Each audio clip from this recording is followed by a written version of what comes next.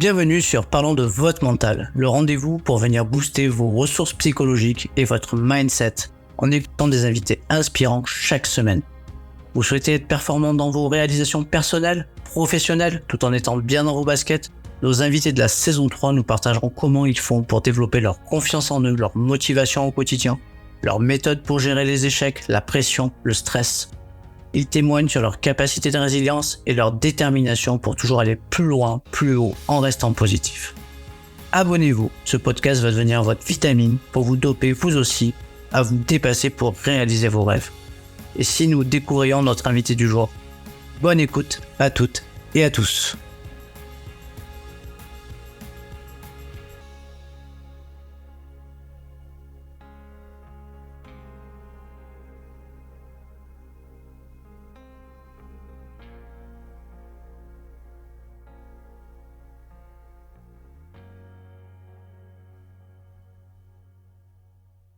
Bienvenue à toutes et à tous pour un nouvel épisode de Parlons de votre mental. Et aujourd'hui, j'ai la chance de pouvoir accueillir sur l'émission Sarah Moussadak. Salut Sarah. Salut. Alors Sarah, tu es une athlète de haut niveau en kickboxing, c'est bien ça? C'est ça. Et tu combats pour une organisation qui s'appelle le Glory. Le Glory. Oui. Ok. Est-ce que tu pourrais te présenter un petit peu, pour me dire un petit peu, enfin voilà, je connais pas trop ton palmarès. C'est quoi ton palmarès aujourd'hui? Je suis championne d'Europe et championne du monde de kickboxing. Après, là, j'ai réintégré le Glory. J'ai re-signé un contrat avec eux pour 2 ans.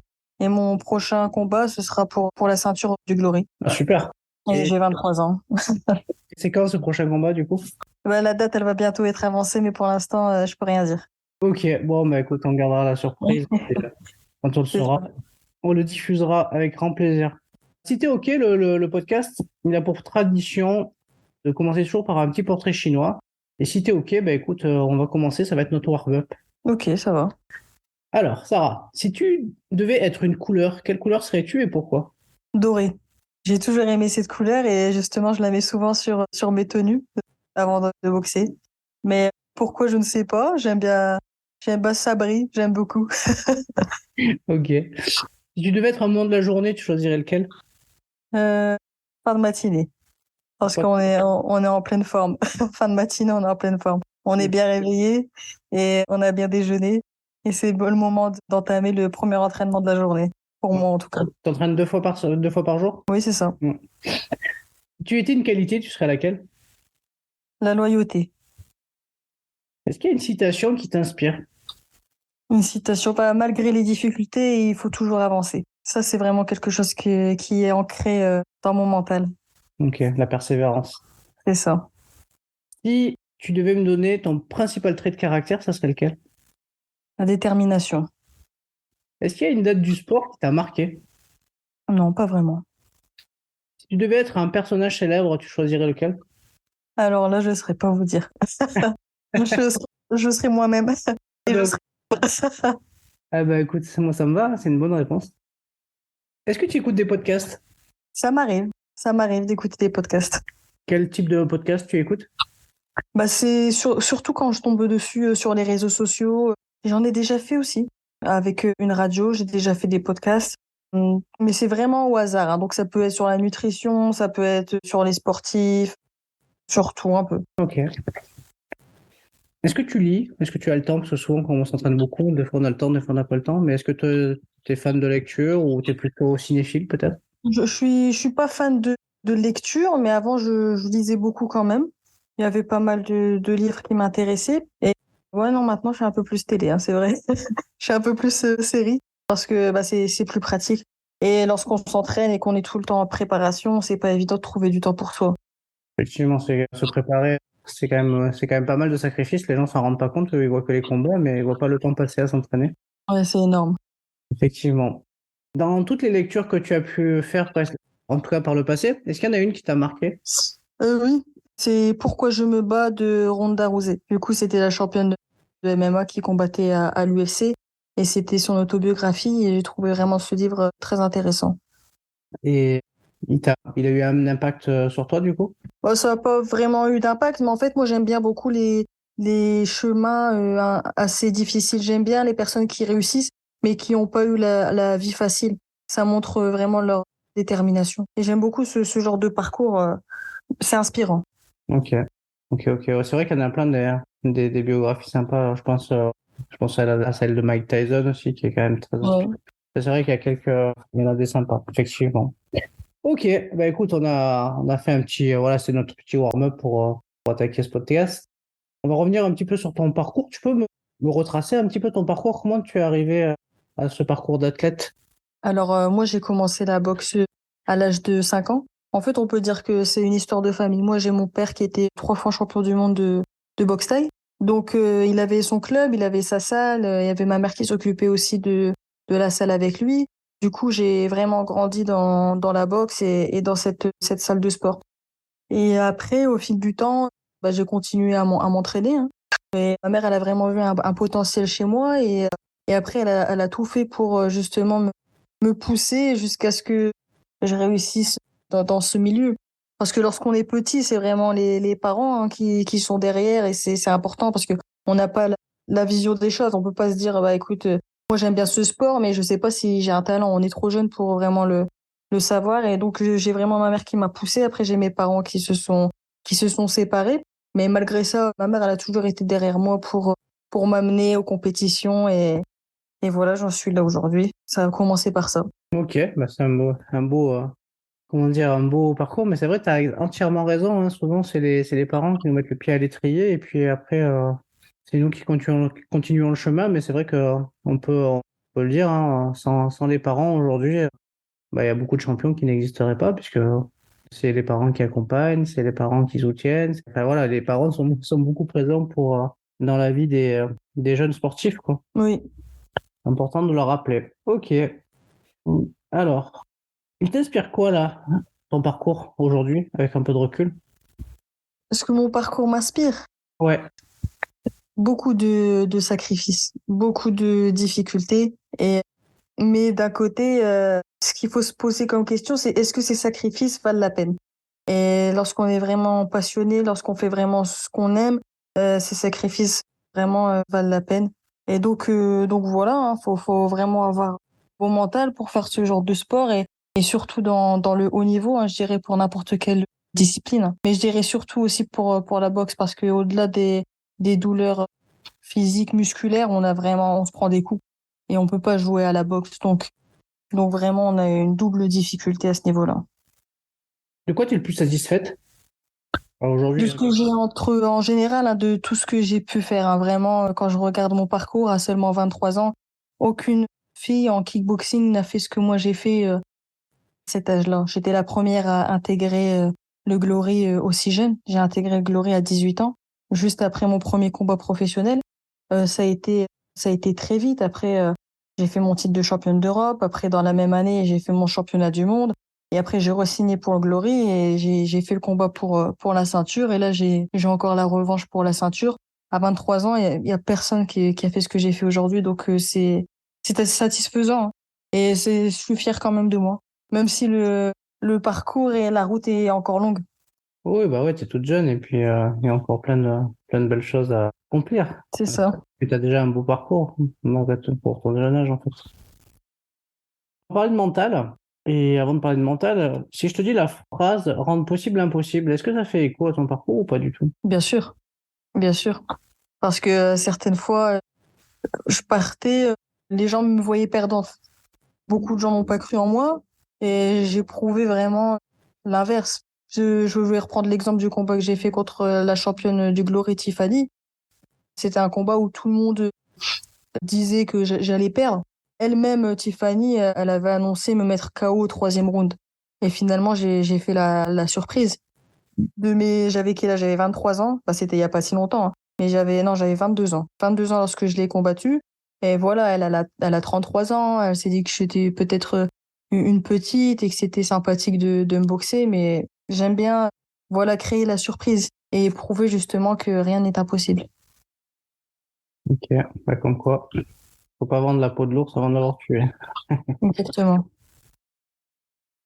Tu devais définir le mot mental, tu le définirais comment, toi? Le mot mental. Moi, je dirais, ouais, c'est compliqué parce que c'est vaste. C'est vaste quand même comme mot.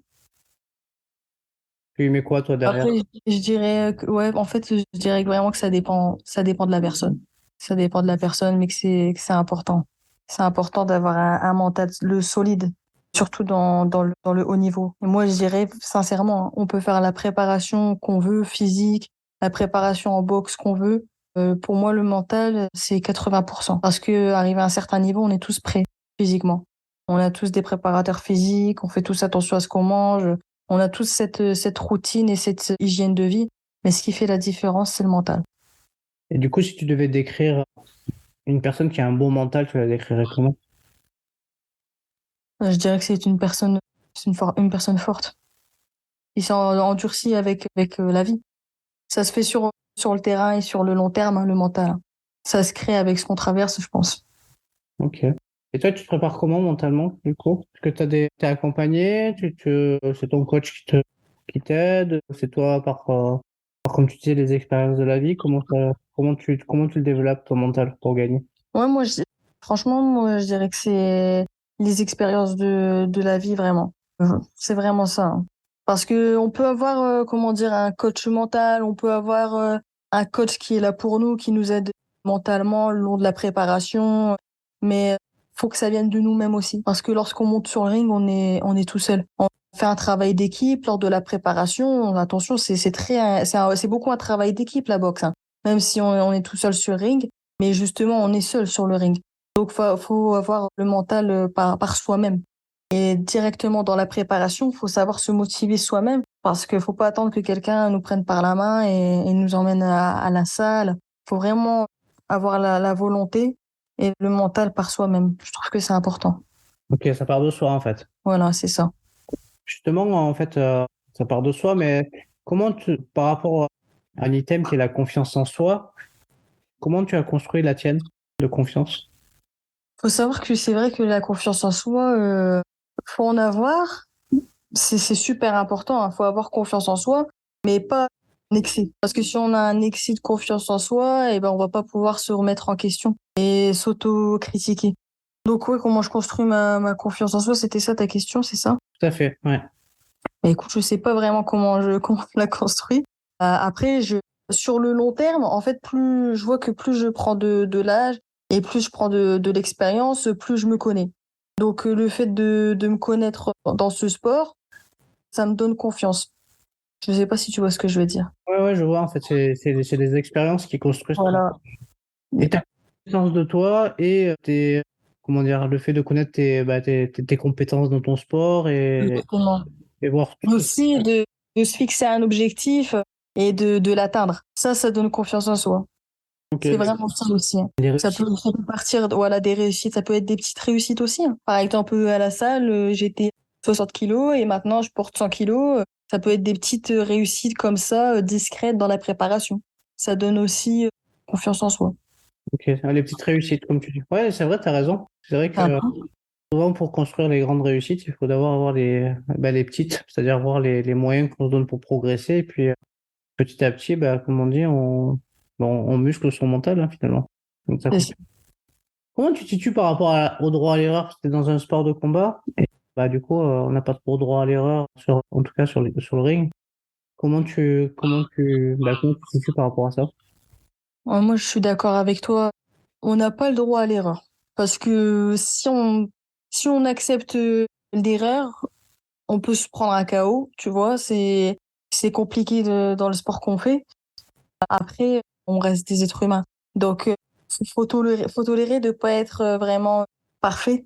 Et ça, c'est difficile. C'est difficile parce que moi, je suis quelqu'un de perfectionniste, par exemple. Donc, moi, lorsque je m'autocritique beaucoup. Du coup, lorsque je vais voir une vidéo de moi, ça va être compliqué parce que je vais voir tout de suite mes erreurs et je vais vouloir tout de suite les travailler. Mais c'est vrai qu'on a besoin d'être entouré pour nous dire, bah écoute, Sarah, c'est vrai que là, t'as pas fait comme on devait faire, mais remets-toi dans le contexte. T'as 23 ans, l'adversaire que t'as boxé, elle était compliquée, mais t'as fait une belle prestation.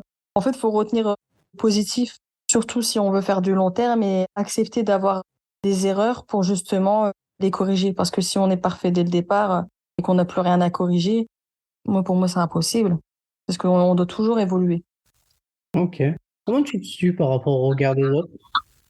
Alors là, Bonne question. Moi, j'ai pas de, j'ai pas de mal avec ça. Parce que à partir du moment où on signe avec une grosse organisation, on accepte d'être sur les réseaux sociaux, on accepte d'être mis en avant à la télé, dans des vidéos, dans des podcasts. Faut être en paix avec soi-même et accepter la critique. Parce que de toute manière, on est dans une société où tout le monde va nous critiquer. Faut juste rester focus et en fait, moi, sincèrement, ça me passe vraiment au-dessus.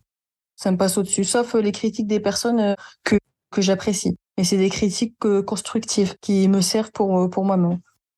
Oui, bien sûr, bien sûr. Parce que souvent, bah voilà, faut quand même pas. Enfin, en tout cas, dans le sport, il y a toujours des personnes qui sont là pour, comment dire, nous montrer qu'ils croient pas forcément en nous et du coup, ils l'expriment très clairement. Justement, et aussi il y a des personnes qui, sur les réseaux sociaux, qu'on gagne ou qu'on perde, ils viennent mettre leurs commentaires de haters et ils te critiquent et peut-être il va identifier quelqu'un, regarde, c'est nul, mais la personne là, elle va regarder justement la vidéo. Et au final, c'est quoi? Ça fait de la publicité, que ce soit négatif ou positif. Donc, faut apprendre à accepter. Ouais, c'est une bonne stratégie pour gérer les haters. Bravo, ça va. Une bonne stratégie. C'est vrai que au final, on gagne des vues, hein. C'est exactement ça. Ok. Pour parler de ta motivation, est-ce que tu as des trucs pour te motiver? Ouais, moi, franchement, ma source de motivation, c'est ma famille. C'est vraiment ma famille. Elle est toujours là lorsque je boxe. Elle est toujours derrière moi et sincèrement, vraiment ma source de motivation. Lorsque je me dis c'est difficile et aussi je regarde en arrière. En fait, lorsque je me dis c'est difficile, c'est compliqué, ça va durer 2 secondes dans ma tête. Après, je vais me dire, Sarah, n'oublie pas d'où tu viens et regarde le parcours que t'as fait jusqu'à présent. Et tout de suite, on retrouve la motivation. Est-ce que selon toi, il faut un plan pour réussir? Ouais, faut un plan. Faut vraiment un plan. Faut se fixer des objectifs et sur le long terme. C'est important. Parler des émotions et de leur gestion. Est-ce qu'il t'est déjà arrivé d'avoir du stress ou de la pression et comment tu fais dans ces moments-là pour bien la gérer, bien la canaliser pour être performante sur le ring? Bah oui, le stress, c'est naturel. Et même avant de boxer, on a l'adrénaline, on a le stress qui monte. C'est Tout combattant ressent ça avant de monter sur le ring. Si un combattant ne ressent pas ça, peut-être qu'il va pas faire une bonne prestation. Et en fait, ça reste vraiment humain de ressentir ça. Et comment je fais pour le gérer? En fait, ça se gère. En fait, il y a différentes étapes. Par exemple, lorsque j'ai boxé Tiffany, bah, c'était la ceinture, c'était un gros événement, c'était le plus gros enjeu de toute ma vie. Du coup, là, il fallait vraiment que je gère le stress. Et lorsque j'étais dans les vestiaires, je stressais. J'avais beaucoup d'appréhension. Et juste avant de monter sur le ring, bah là, c'était quand j'ai entendu le public, quand j'ai entendu la salle, j'ai eu aucun stress. Tout le stress est parti. Je pense qu'il y a besoin d'être évacué dans les vestiaires, le stress. Il y en a qui crient, il y en a qui vomissent, il y en a qui pleurent. En fait, ça dépend vraiment du combattant. Mais il y a besoin vraiment d'être extériorisé.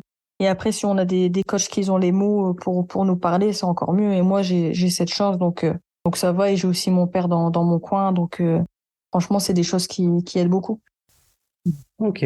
Comment tu fais pour optimiser ta concentration sur le ring? C'est quelque chose qui se travaille à l'entraînement ou c'est quelque chose qui est naturel parce que du coup, bah, il faut pas prendre de coups? Comment on fait pour être hyper focus?